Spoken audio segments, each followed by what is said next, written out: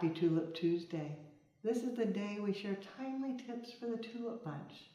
Today, talking about the battery candles.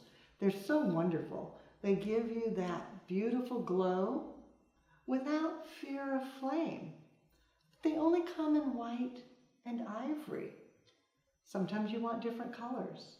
For that, put on your glove, take your candle, and cover the wick. You don't want that to paint, so cover that over. And then tint it with whatever color you want. In our latest arrangement, we used copper because we wanted that glow. Then, when you go to set it in the design, you've got exactly what you need with the flame in whatever color you would like. Now you know how the pros do it.